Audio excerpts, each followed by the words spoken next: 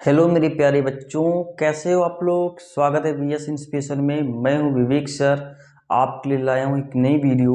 इसमें हम आपको क्लास 12th फिजिक्स में एक और महत्वपूर्ण टॉपिक बताने वाले हैं जो आपके एग्ज़ाम के लिए बहुत ज़्यादा महत्वपूर्ण है। तो बच्चों, आप लोग इस वीडियो को बहुत अच्छे से अंत तक देखिएगा। तो देखो बच्चों, यहाँ पर ये जो डेरिवेशन है इसमें हम आपको बताने वाले हैं अनंत लंबाई के एक समान आवेशित सीधे तार के निकट वैद्युत क्षेत्र की तीव्रता। बच्चों, पहले हम इस डायग्राम को समझ लेते हैं। तो देखो बच्चों, यहाँ पर एक तार है जिसकी लंबाई अनंत तक है और हमने इस तार को प्लस क्यू आवेश दिया हुआ है। बच्चों, इस तार के हम चारों तरफ पहले हम एक गॉसियन पृष्ठ की कल्पना कर लेंगे। बच्चों, इस तार से हमने r दूरी पर एक पॉइंट P लिया हुआ है जिस पर हमको वैद्युत क्षेत्र की तीव्रता ज्ञात करनी है। बच्चों, इस तार देखो बच्चों, यहाँ पर देखो जो गॉसियन पृष्ठ दिख रहा है इस पर हमने एक सूक्ष्म क्षेत्रफल dA लिया है।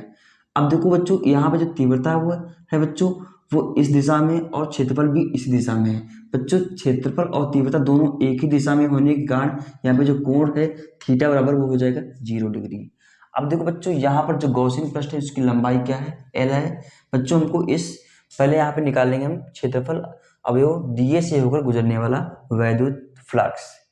अब देखो बच्चों, यहाँ पर हमने क्या लिखा है थ्योरी में, माना एक आवेशित तार है, हमें इस तार के चारों ओर एक गॉसियन पृष्ठ की कल्पना की है। इस तार से r दूरी पर एक बिंदु P है जिस पर हमको वैद्युत क्षेत्र की तीव्रता ज्ञात करनी है। तो बच्चों, यहाँ पर लिखेंगे सूक्ष्म क्षेत्रफल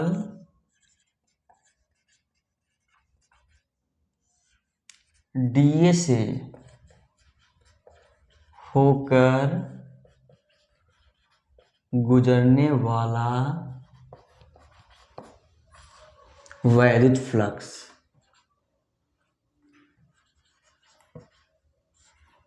बच्चों, इस छोटे से क्षेत्रफल से होकर कितना वैद्युत फ्लक्स गुजरेगा इस क्षेत्रफल से, तो बच्चों ये पहले हम इसमें निकालेंगे। तो बच्चों, यहाँ पर हो जाएगा D phi equal to vector E dot vector dA। तो बच्चों, यहाँ पर हो जाएगा ई dA कॉस थीटा। बच्चों, यहाँ पर थीटा का मान 0 डिग्री है। क्यों? क्योंकि यहाँ पर तीव्रता और क्षेत्रफल दोनों एक ही दिशा में है। तो बच्चों, यहाँ पर हो जाएगा ई dA कॉस 0 डिग्री। तो बच्चों, कॉस 0 का मान क्या होता है, 1 होता है। तो यहाँ पर हो जाएगा ई dA। अब बच्चों, यहाँ पर निकालेंगे हम गॉसियन पृष्ठ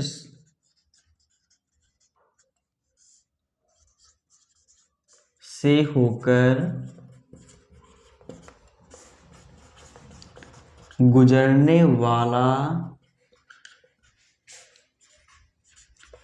वैद्युत फ्लक्स। मतलब बच्चों, इस संपूर्ण गॉसियन पृष्ठ से होकर कितना वैद्युत फ्लक्स गुजरेगा वो निकालेंगे। अब देखो बच्चों, यहाँ पर संपूर्ण के लिए हम समाकलन का साइन लगा देंगे। बच्चों, डी फाई का समाकलन क्या हो जाएगा, फाई हो जाएगा। ई को बाहर कर लेंगे।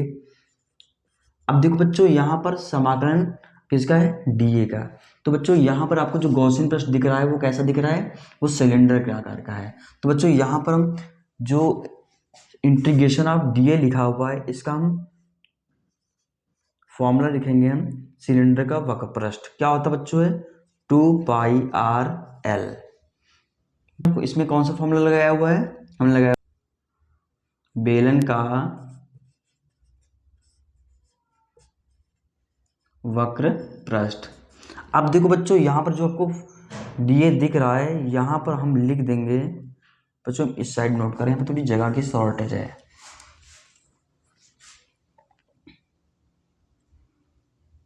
Phi E equal to E into, बच्चों ये जो डीए लिखा है यहाँ पर ले देंगे हम 2πr_l। एल बच्चों यहाँ पर ये ऊंचाई हो जाएगी। बच्चों, इसको हम समीकरण नंबर 1 बना लेंगे। उसके बाद बच्चों लिखेंगे हम गॉस की प्रमेय से।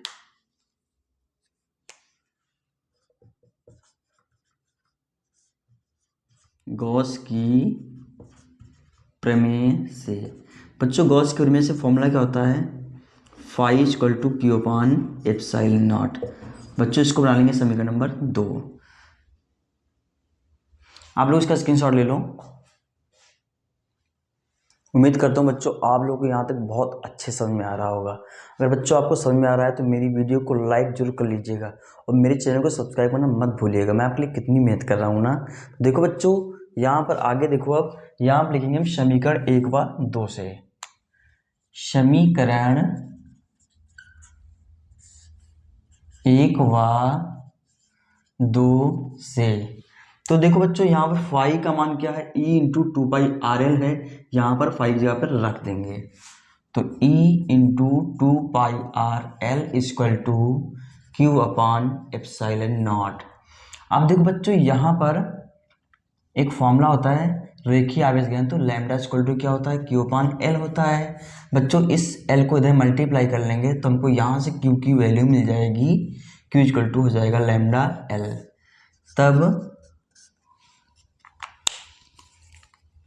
बच्चों E इंटू 2πRL को ऐसे लिख लेंगे हम, क्यू को हटा कर क्या ले लेंगे, lambda L upon epsilon not. बच्चों एल से एल कट जाएगा, यहाँ पर देखो 2πR मल्टीप्लाई में यहाँ हो जाएगा अपॉन में। तो बच्चों यहाँ से जो E का मान मिलेगा हमें वो हो जाएगा 1/2π epsilon naught lambda upon R. बच्चों इसमें लैम्डा क्या होता है, रेखीय आवेश घनत्व होता है। बच्चों वैद्युत क्षेत्र की तीव्रता का मात्रक क्या होता है, न्यूटन प्रति कूलाम होता है। इसको भी लिख देंगे। बच्चों हम इस फॉर्मूले को कुछ ऐसे भी लिख सकते हैं, E इक्वल टू, बच्चों इसमें 2 से ऊपर 2 से नीचे मल्टीप्लाई कर देंगे तो यहाँ पर हो जाएगा 1/4 epsilon naught 2 lambda by R. मात्रक लिखना आप लोग मत भूलिएगा, न्यूटन प्रति कूलाम। लीजिए आप लोग इसका स्क्रीनशॉट। Thank you.